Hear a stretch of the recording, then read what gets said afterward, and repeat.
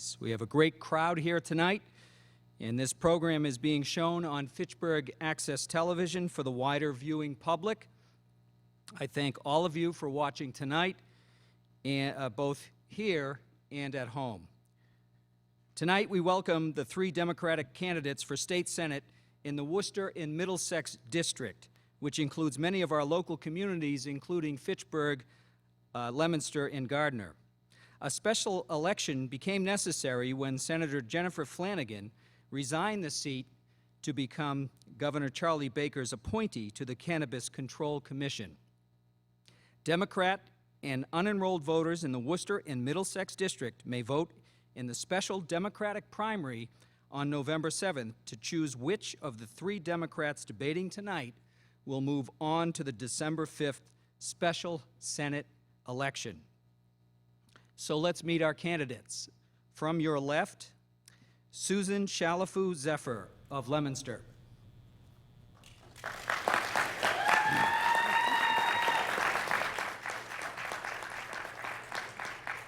Michael Kushmerek of Fitchburg.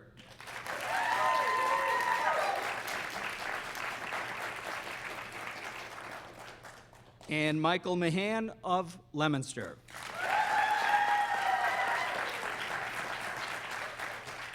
Our format tonight is simple. For each question, the candidate will have up to 1.5 minutes to respond, to be followed by a 1.5-minute rebuttal by each of the opposing candidates. Then we will allow up to 1.5 minutes per question for the candidates to debate the topic among each other. Following the questions, each candidate will have the opportunity to make a 2-minute closing statement.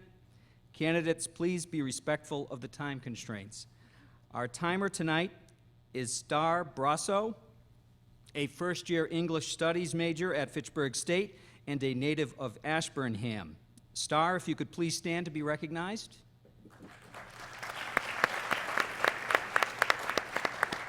Candidate Star will be holding an electronic timer that will count down your time, and when it has expired, she will hold up a red paddle. And after the red paddle, I bring down the hammer. So let me briefly introduce our panelists who will be posing the questions to the candidates. From left to right, Cliff Clark, City Editor of the Sentinel and Enterprise. Eric Budd, Chairman of the Economics, History, and Political Science Department at Fitchburg State University. And Thomas Satham Fassett, President of the Student Government Association at Fitchburg State. Now let me turn this over to Cliff, who will start our first round of questions, and first to Ms. Chalifoux-Zephir.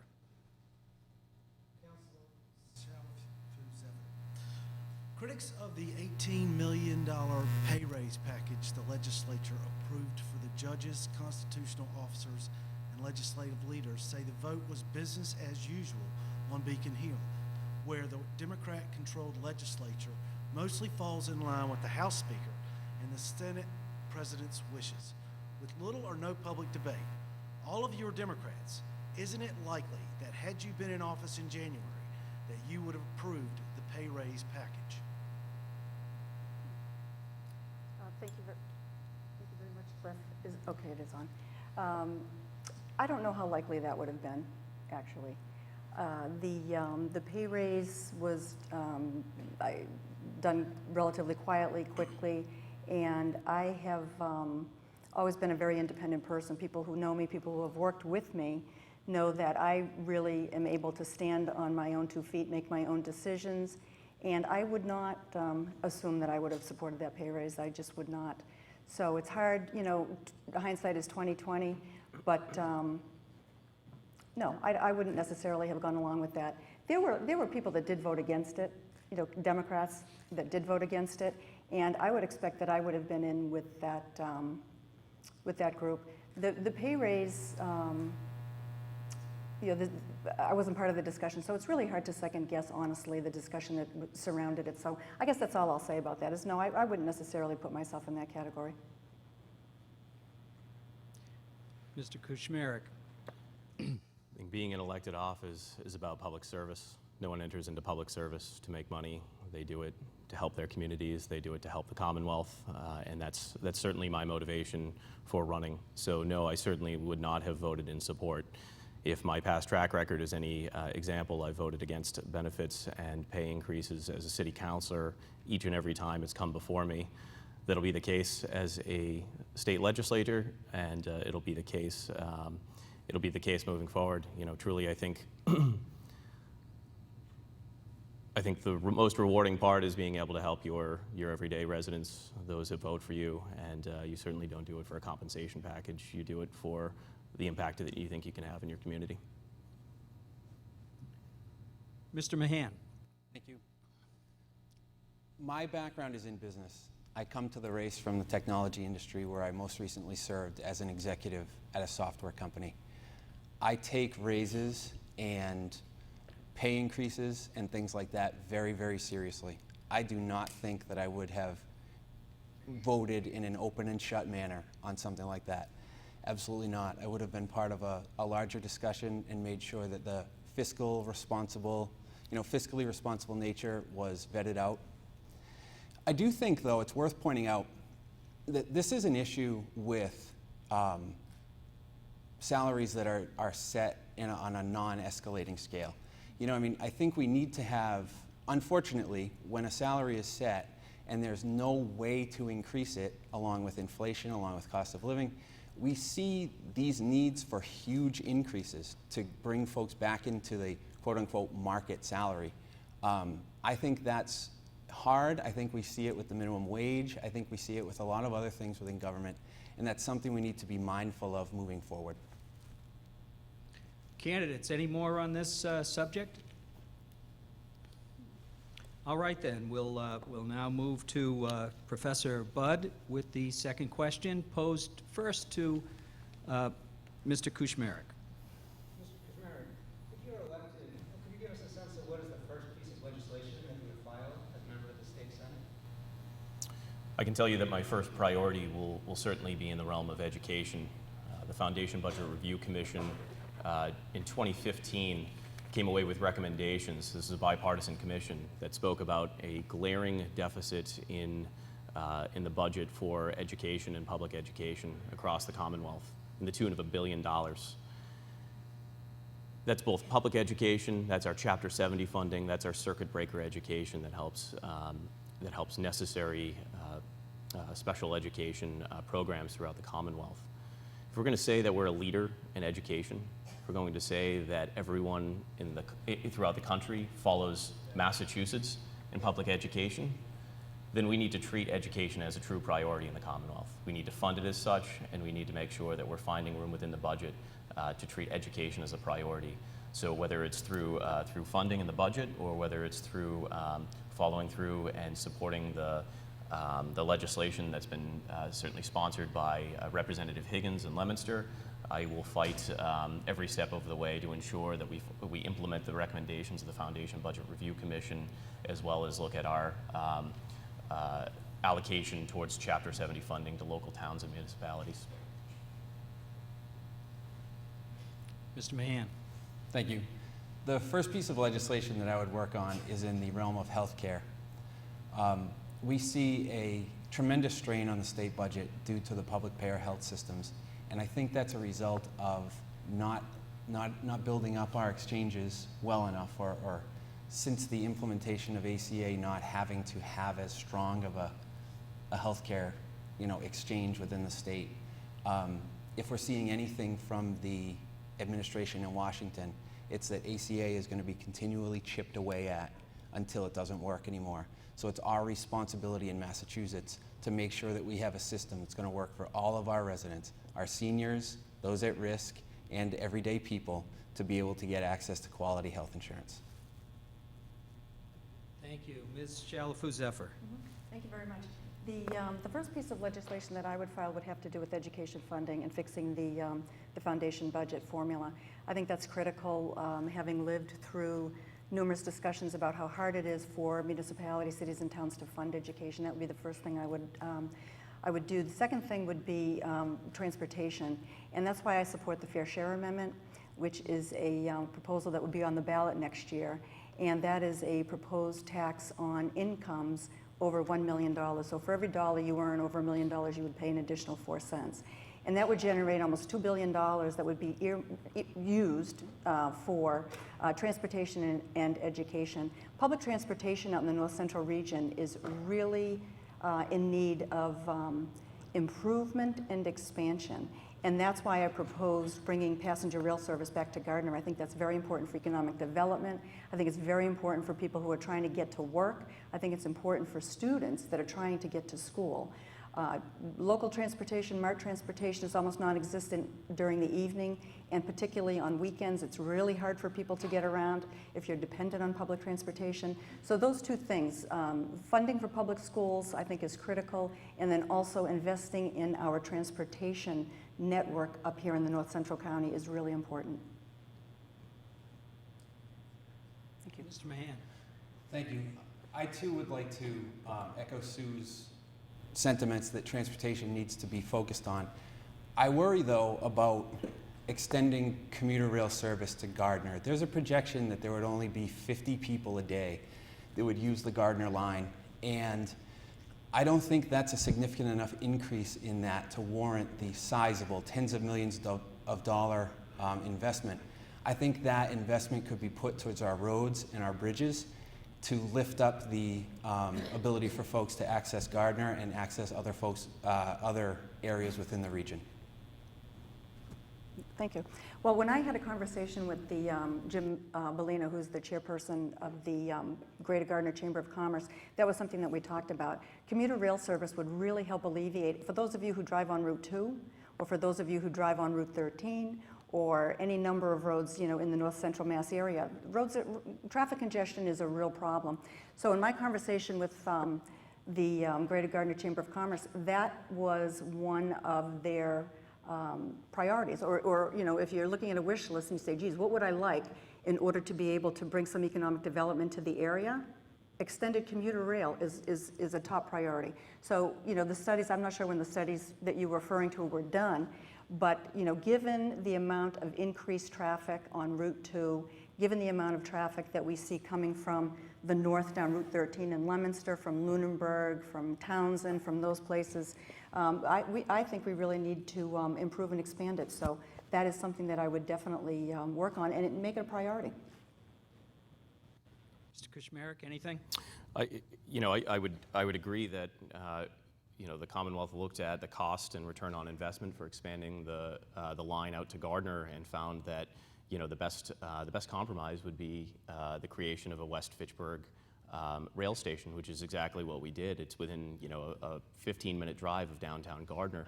So I think we could certainly look at maybe expanding complimentary bus service to residents to get them to the downtown of Gardner. But certainly I would not support at an incredible cost expanding the commuter rail at this time to Gardner. One more point. Certainly, thank you. The expanding the commuter rail not only would help alleviate traffic and allow people to commute, to jobs that are further away, but it would also provide an impetus for economic development in Gardner. If you know the location of where the old rail station, Gardner had passenger rails right into that particular area. The platform is still there. Freight trains still use those tracks. They go back and forth. They use those tracks all the time. So that would provide economic development opportunities for that area. So that's a part of it. It's not only the transportation piece of it, but it's also an opportunity for economic development that would bring some life and some business to that particular area in downtown Gardner. One more. Thank you. I think that we need to be careful before investing that kind of money, though. We just built the Wachusett commuter rail stop, and we haven't even seen if the return on that capital investment has panned out. And I think we need to be very responsible and take a step back and see if that works out before we commit any major dollars to furthering the MBTA in our region.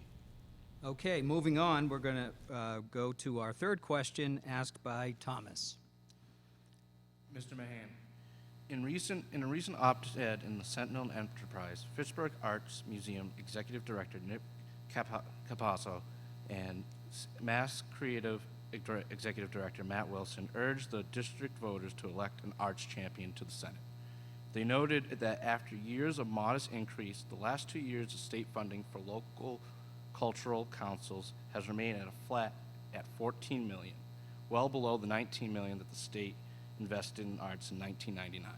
If elected, how will you be an arts champion for your district? I'd first like to point out that I have experience in the cultural space.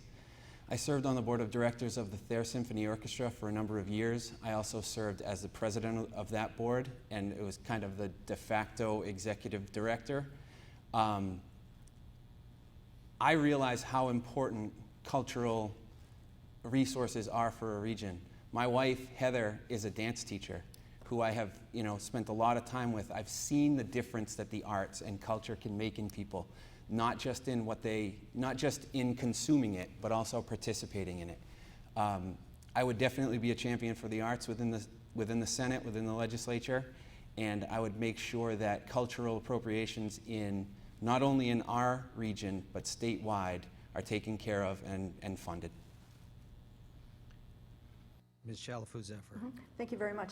I spent a good part of my career in public television. It was all about the arts. It was all about combining arts education and inspiration. That's WGBH's motto, educate, entertain, and inspire. So I spent a good part of my career working for public television programs like Nova and American Experience.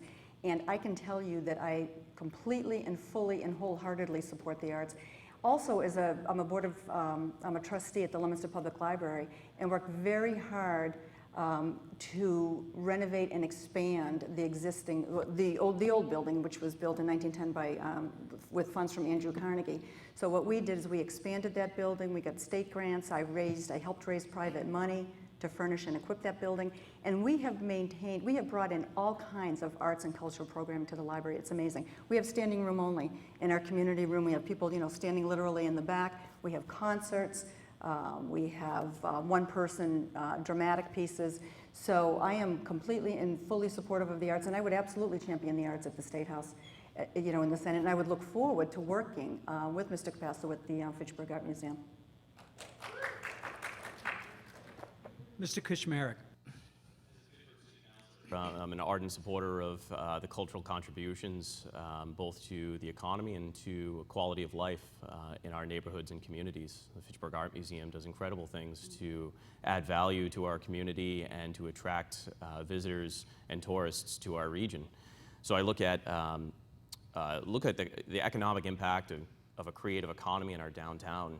As a city councilor, we've tried to support small businesses and galleries that have formed along our Main Street and downtown corridor, and also looking to work hand in hand with Fitchburg State University to increase its arts presence in conjunction with the Fitchburg Art Museum in a project such as B.F. Brown and its conversion to an artist colony housing. That's something the Fitchburg City Council has been very supportive of over the past several years, and we look to increase our cultural presence in the downtown.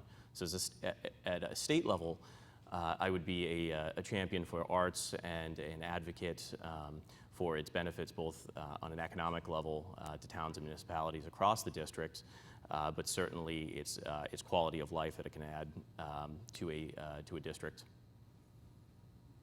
Any more on this topic, candidates? Okay, we'll move on. That concludes our first round of questions from the panel. For those just tuning in, we are at Kent Recital Hall on the Fitchburg State University campus for a debate among the 3 Democrats vying for a spot on the December 5th ballot to determine our next state senator. We will continue our discussion with Cliff, asking Sue Chalifoux-Zephir the next question. With President Donald Trump's decision last week to eliminate $146 million in federal reimbursements to help lower health insurance premiums for the state's low-income individuals, state officials announced last week those low-income individuals, who are approximately 80,000 people across the state who use the state's health exchange to purchase health insurance, will experience a 26% rate hike for fiscal 2018. What should the state, and specifically what would you do as a state senator to minimize the financial burden on these individuals who are already struggling to afford health care? That's a very good question. question. That's a serious, serious problem.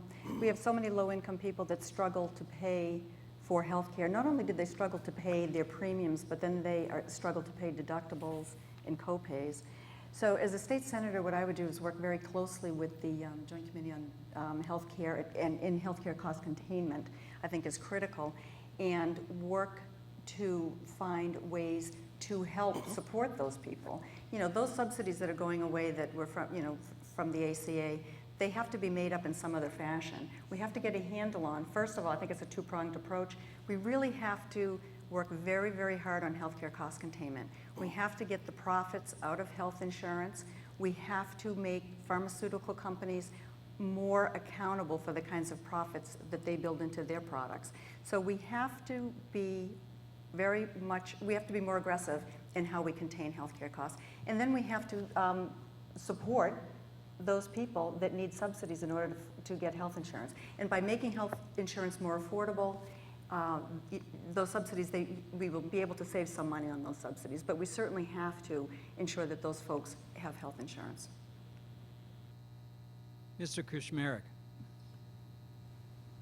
First, I'll start by saying that health care coverage and health care is a right, not a privilege. And, you know, I thought 15 years ago with Romney Care in Massachusetts, we made a commitment and said as a Commonwealth that health care is a right, not a privilege. And again, 10 years ago with the Affordable Care Act, I thought we as a nation resoundingly said health care coverage is a right, not a privilege. Yet here we are talking about it still. Massachusetts has the best facilities in the world, bar none. We have the best universities that teach medical care coverage, and we have the best and most talented and skilled workforce in the country. But we're not talking about healthcare, we're talking about healthcare coverage. And the reality is that no one should ever be forced to make a decision about whether or not to have a procedure to save their life and their health or a family member's health while having to leverage a decision about how they pay it. That's unconscionable. So in the long term, I believe that a Medicare for All solution introduced by Jamie Eldridge is the long-term plan for us. In the short term, we need to address that $146 million deficit that could be coming down our way. I think we need to work closely within the budget, and we need to be able to take care of efficiencies where possible. But again, healthcare coverage is a right and not a privilege. That's non-negotiable. Mr. Mahan. Thank you. I agree. Healthcare access and healthcare coverage is among the most basic rights we have as humans. And with the capabilities that we have in this state and the capabilities that we have in this country, there really is no reason for people not to be able to get the health care that they need and that they deserve. That said, this is a funding issue. This is an economic issue. You know, as I mentioned earlier, the Trump administration is doing its best to pick away at the ACA through executive orders. And that necessitates states like Massachusetts, states who have made that commitment to health care and to the rights of folks, to build up their own health care system so that we can take care of patients who are affected by the administration's, in my mind, short-sightedness. When I've been talking to voters, they are very afraid about what's happening at the federal level and very afraid of what will happen to them specifically, and it usually centers around health care. So what I say is we are very fortunate that we do live in Massachusetts, where we do have a commitment to health care and by and large believe that health care is a right, not a privilege. So just to add to what Mr. Kushmerek said, the bill that Rep. Benson also has a proposed bill that is moving toward a single payer plan, but with Rep. Benson's bill, she builds in a cost feature. So in looking at the actual cost of insurance over a number of years and measuring that against what a cost of a single payer plan would be. You know, that's a smart way, I think, to get to where we need to be. But there's no question, we're lucky that we live in Massachusetts. We're lucky that we've had a long time commitment to providing health care for our most vulnerable populations. And we're very lucky that,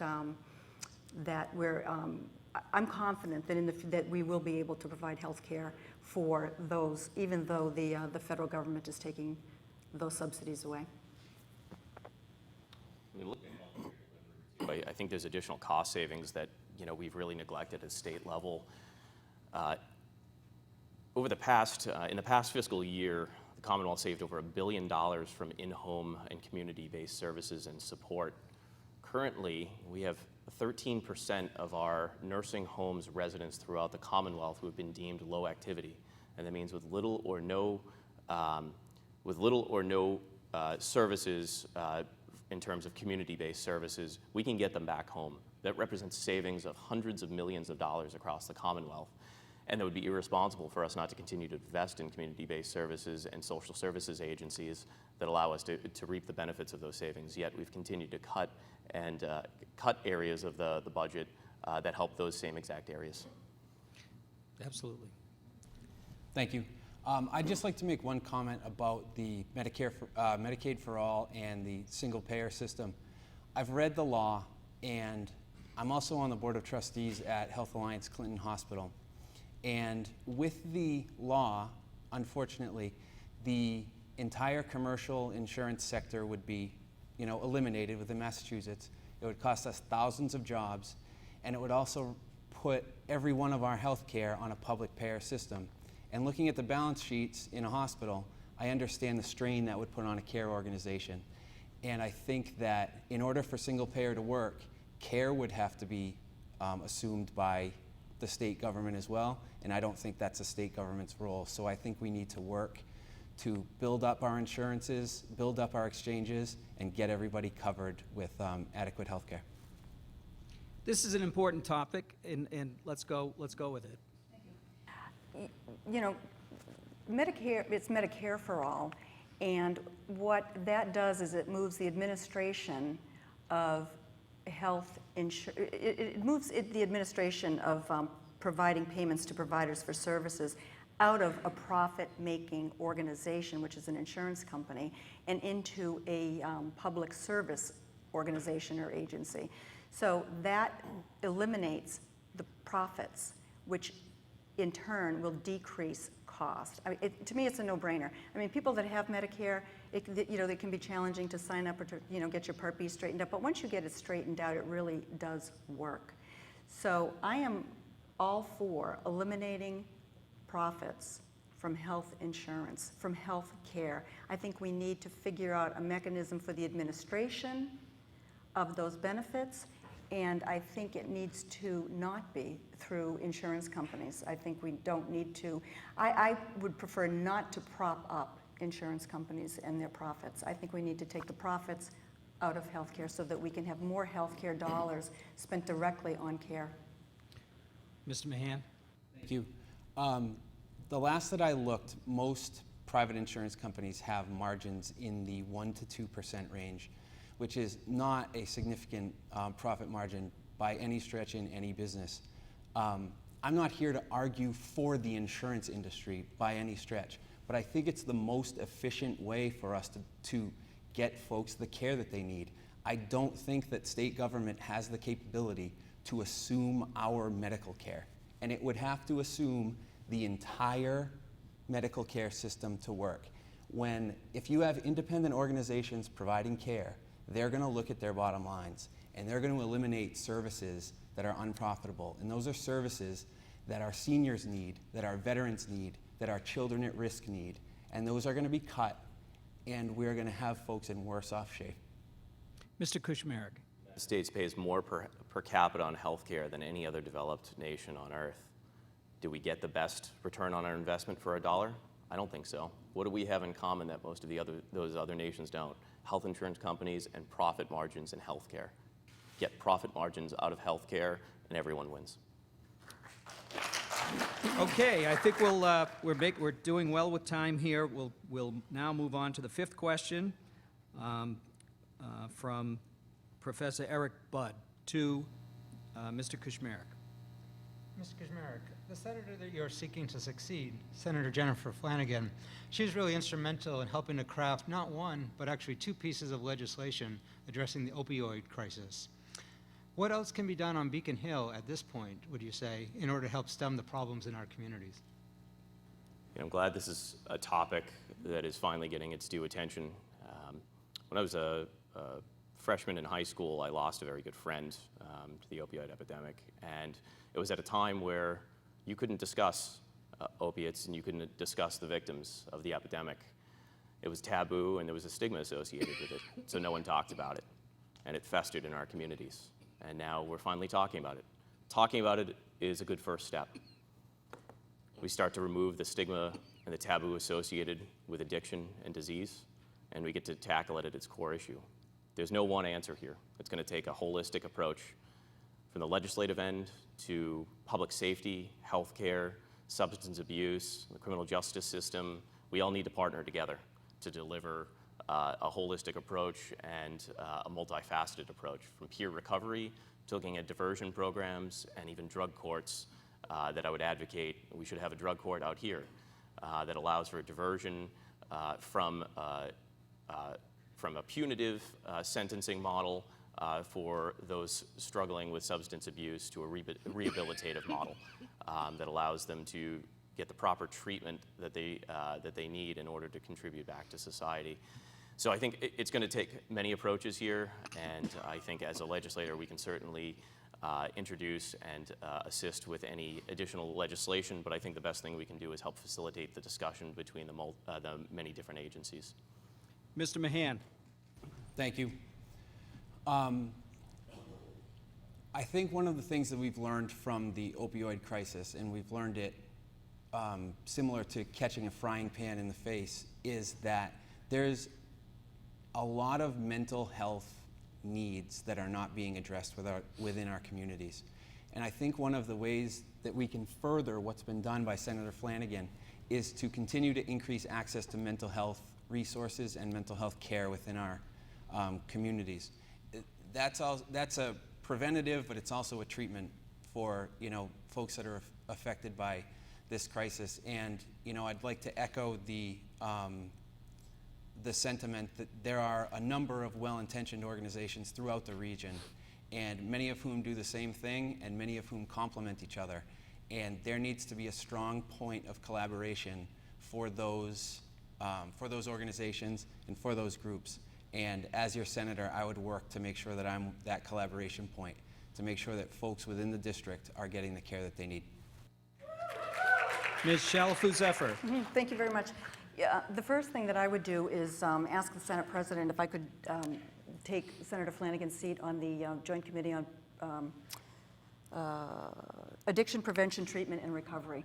That's exactly where I would want to be. The second thing is I would also work to develop more models of care that are working in the community. Right now, one of the biggest problems is the deficit of CSS beds. Those are the middle beds that are stabilization beds. When somebody is going in for addiction treatment, they have an immediate and acute need for detox. Then there's a mid-level bed that is called stabilization bed, and then they go into a longer-term treatment facility. I was up at the Quabbin Retreat this morning, which is a facility that Haywood Hospital is developing. And what they are developing is a complete protocol, a complete continuum of care facility where they have treatment for men, women, adolescents, and what it also does is it is a behavioral and addiction treatment center. They do not distinguish between behavioral issues and addiction treatment issues because they have never seen them separately. So they are developing a model of care and treatment that is a continuum. It covers every kind of possible entry point into the system and provides long-term treatment. And then also in Gardner, Gamma, and the AED Foundation just came up with a wonderful model, and that is a peer recovery center, which is in a storefront right on Main Street, one of the main streets in Gardner.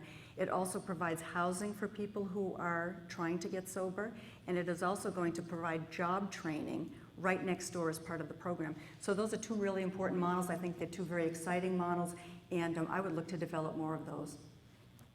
More on this topic? All set? Thank you. Thomas will now ask Michael Mahan the sixth question. Thomas? Mr. Mahan, Currently, MART's fixed route transit service does not run into the evening hours or on Sundays. This inhibits the ability for residents to have greater access to jobs, healthcare, education, and recreational opportunities. What would you do to bring state resources to improve our local transportation system?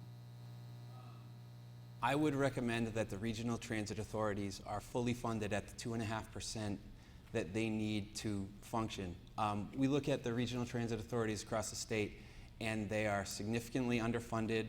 You know, it adds up to, you know, millions of dollars for some of these transit authorities, and we need to fight to keep those resources in the transit authorities to do just what you said: increase access to jobs, increase access to high-quality foods, increase access to childcare. Yes, thank you very much. I absolutely believe that we need to expand MART service and local regional transportation. You're right, there's very limited service in the evenings, there's very almost non-existent service on the weekends.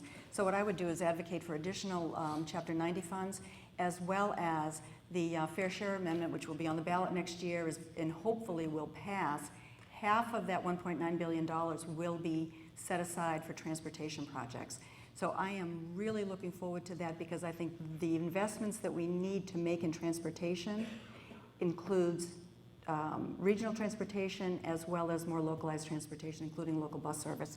So I am definitely a proponent of increasing Chapter 90 funds, as well as you know, expanding more commuter rail type services. Mr. Kushmerek. Our public infrastructure and mass infrastructure is in sore need of reinvestment. We certainly need to start the conversation. We certainly need to fully fund it in the budget. But I think, you know, we also look at certainly the impact in the community. Those who rely on public transportation are often disproportionately impacted when service is cut or not expanded.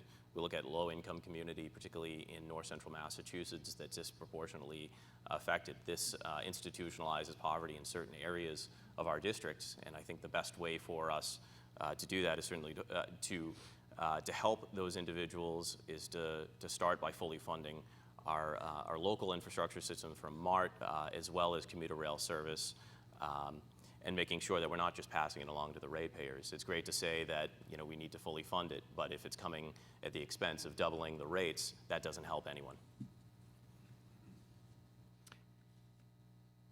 This is chiefly why I'm a proponent of ensuring that our capital investment in the Wachusett MBTA stop is realized before we commit more funds to the commuter rail, and we could commit those funds to other transportation infrastructure, roads, bridges within the district, to also, you know, beef up the regional transit capabilities. Anything more on this? Okay, and Cliff has our next question, and that goes to, excuse me, that goes to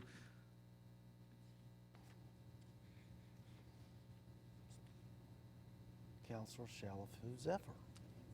yes, it goes to Ms. Chalifoux-Zephir, and this is a long question. I've seen this question. It's long, and but it's a great topic, and we have a little more. I'll allow a little more time on this one because it is so important. And I'll repeat it if you need to hear it again. The State Senate is currently considering major reforms to the judicial system, including repealing mandatory minimum sentences for trafficking less than 100 grams of cocaine and making it retroactive, raising the possibility of the release of perhaps hundreds of convicted felons, reforming the bail system to allow judges to have more discretion when setting bail for fees for defendants, decriminalizing statutory rape for what are sometimes referred to as Romeo and Juliet relationships, making it easier for those convicted of certain crimes to expunge their records, and raising the maximum age from 18 to 19 at which a criminal defendant is considered an adult. of these proposed changes. And it's possible that one of you sitting there might vote on this. Which would you support and which would you not support? You know, that's a very tough question, not having read the bill. And I did read the, I think it was the editorial, that, or there was a news article, and I know that there are several DAs that are in opposition to this.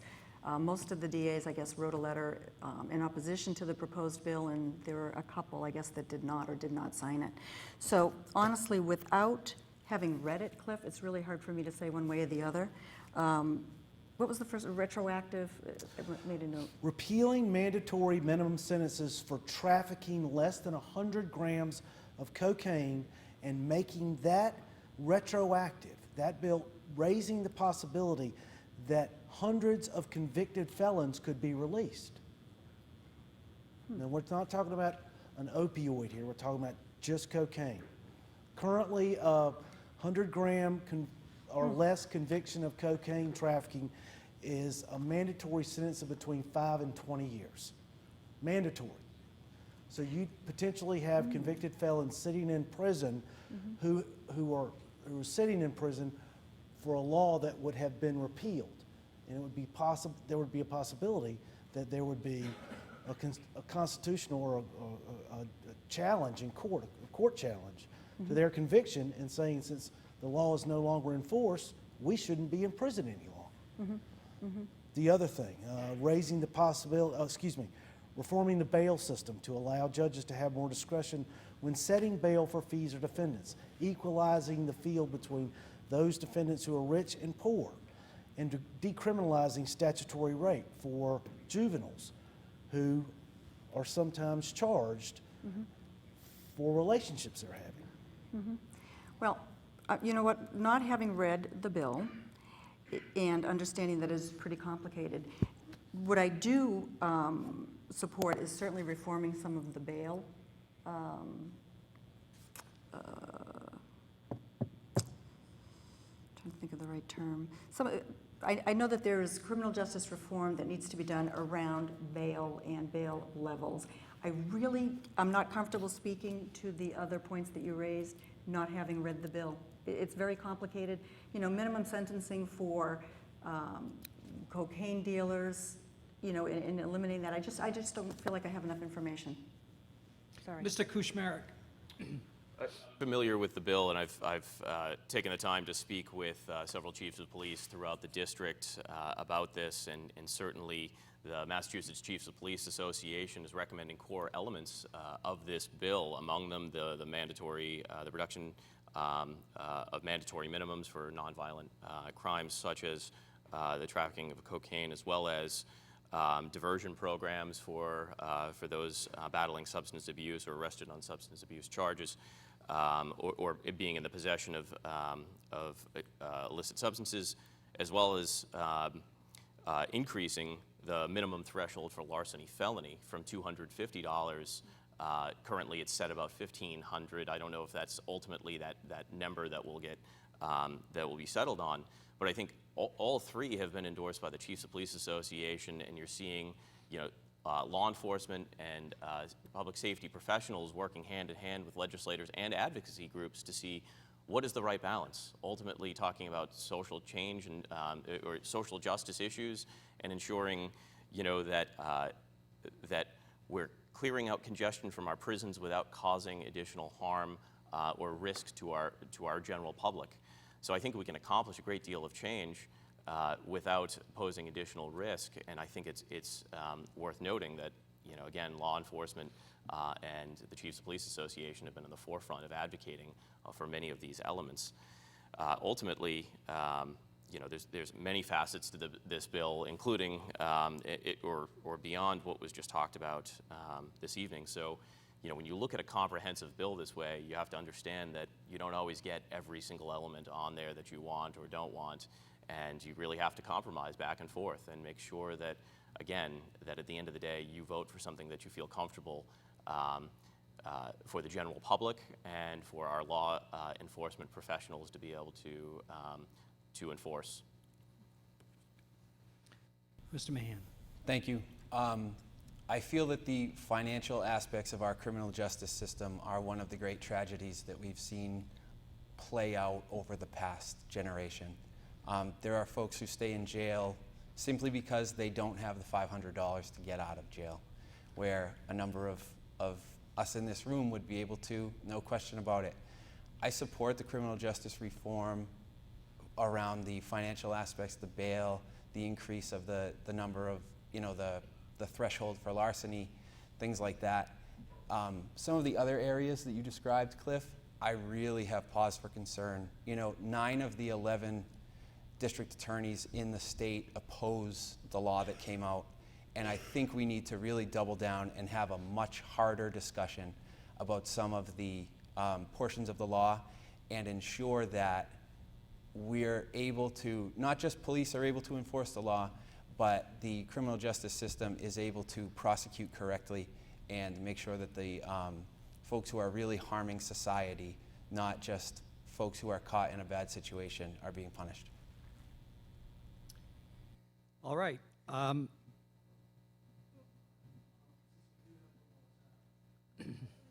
lot of people in the state are convicted of nonviolent crimes, and it makes it difficult for them to actually get jobs as a result of having this record. Part of this major judicial reform would be to make it easier for those convicted of certain crimes to expunge their records, to wipe them clean, for it, so to speak. How do the three of you fall on that issue? Mr. Kushmerek. Yeah, I think ultimately the point, the overwhelming point about our criminal justice system is talking about reform and rehabilitation. Particularly when we're talking about nonviolent offenses. Yes, punitive measures are part of our criminal justice system, but it shouldn't always be the core focus. We're talking about rehabilitation. At the end of the day, when prisoners go through the system and taxpayer dollars have funded criminal justice efforts, we want to ensure that they can go back to society and be productive members. How can we do that if they've constantly labeled and unable to get jobs at the vast majority of employers throughout the Commonwealth because of their criminal record? I think once they've done the time and they're properly rehabilitated, then yes, I think we need to give them an opportunity to contribute back to the economy. Thank you. As a nation, we have highest incarceration rates, once again, of all of the first world nations in the world. And I think that's constantly, I think that's due in large part to recidivism and the recommission of crimes once they're out. And I think it's often because they're unable to get jobs and feel like they have a sense of ownership or pride in their communities, and they're ultimately turned back to crime. So I think recidivism is a large part of this economic and social justice issue. Ms. Chalifoux-Zephir. Thank you. So are you talking about the reduction in years for when somebody's records are sealed? No. Cleaning your record off. Oh, cleaning it off completely? Cleaning it off completely, like it's not there. Okay. It typically takes I think an executive order or a signature by the governor, I think, in some cases, to actually get somebody's records clear. That's what expunging means. They're clearing their record. So if they were convicted of possession of marijuana in 1983 and it's on their record, they could petition the court to have it removed. That's what expungement is. Mr. Mahan? I think that when somebody can still be punished for a transgression that they made when they were 19 years old, when they're 40 years old, we have done an awful job in rehabilitating those folks and getting them back into society. And we've created, unfortunately, an underclass of folks who are just more likely to go back into the criminal justice system. So for certain offenses, I would absolutely support it.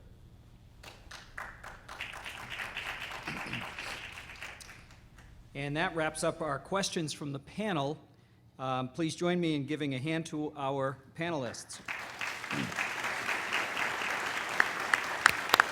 Nice job, Professor. We now move on to closing statements from each of the candidates. They have 2 minutes, and we are starting with Sue Chalifoux-Zephir. Thank you very much, Charlie.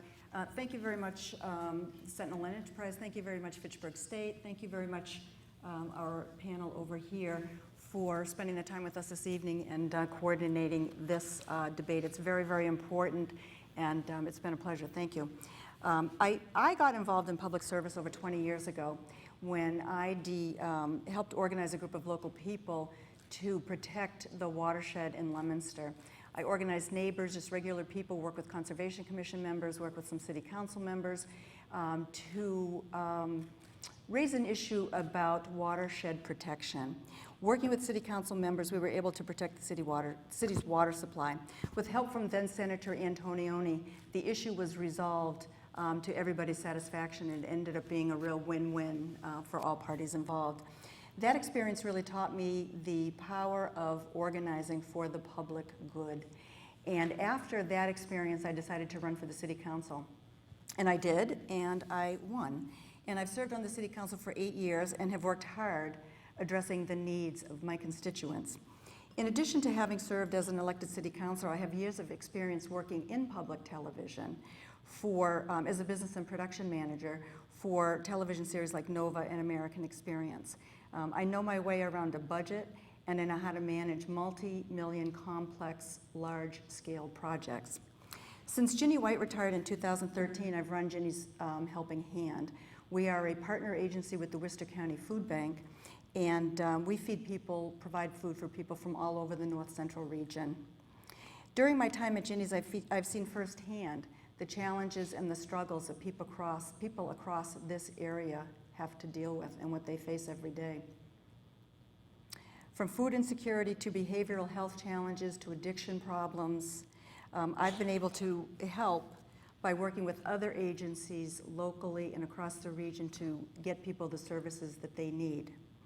Working with Senator Flanagan, I was able to help a frantic mother whose son is a heroin addiction twice. I prevailed upon Senator Flanagan's office, and she was instrumental in finding this young man a bed. And then your time is up, so we're going to go to Michael Kushmerek. I too would like to thank everyone everyone here for making tonight possible. I'd like to thank the general public for being here and those at home watching this evening. I look around this room and I think the same thing I thought when I first came into this room as a freshman at Fitchburg State University 15 years ago, and that I'm privileged to be here, and what an incredible opportunity. This wasn't always a foregone conclusion that I'd be in a room like this, that I'd attend a university, that I'd get to run for state senate. Heck, that I'd be sitting here in a suit that I wear to work every day. I grew up in a working class home. I grew up with a father who was a union carpenter and a mother who worked hard as a caregiver to her 5 children. And I remember growing up on welfare. I remember growing up on food stamps. And I remember the Christmases when my parents talked about having to make the decision about providing a good Christmas with presents for children or finding a way to pay the fuel bill. Those experiences, those moments shaped who I am. Those experiences and those memories are with me each and every day. That's the lens through which I evaluate every decision. That's what inspires me to run. There's so many in this room, there's so many who are tuning in who worked hard, and they continue to work hard each and every day to enjoy a middle-class life. And there's many who feel like they haven't had that opportunity yet. I know, I've been there. And I will and have continued to work for you each and every day. And as a state senator, I will apply that same passion, that same tireless approach that I've taken along the campaign trail and being in front of you here this evening to the Senate to represent you as your next state senator.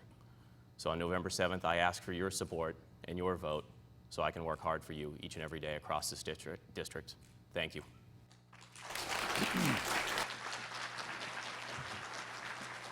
Thank you, Mr. Kushmerek. Mr. Mahan. Thank you. First off, I'd like to thank our hosts, Fitchburg State University, thank our organizers, the Sentinel and Enterprise, thank you, Charlie, for moderating, and thank you to the panelists for great questions. And thank you to our lively and engaged audience. You make all the difference in the world to us sitting up here. Massachusetts has a number of critical areas of need, but in my discussions with voters, the same 3 keep coming up: education, healthcare, and economic development.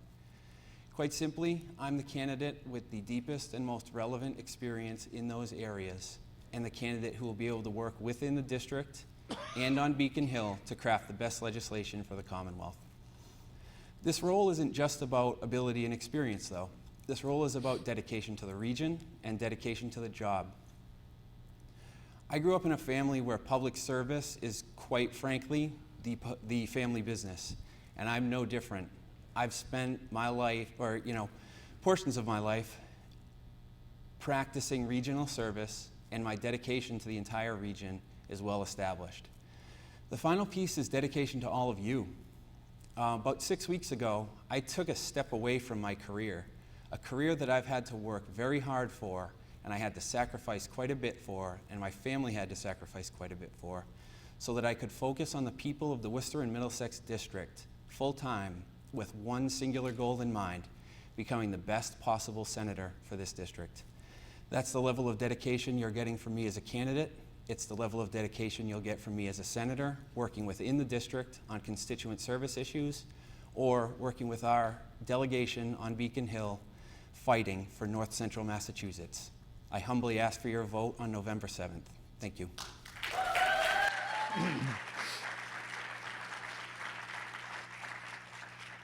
Thank you, candidates, and thank you to all of you gathered here at Fitchburg State University tonight and to those watching at home. We hope you have learned something new about the candidates this evening and hope you will make your voices heard at the polls in the special Democratic State Senate primary on November 7th. On behalf of Fitchburg State University and the Sentinel and Enterprise, good night.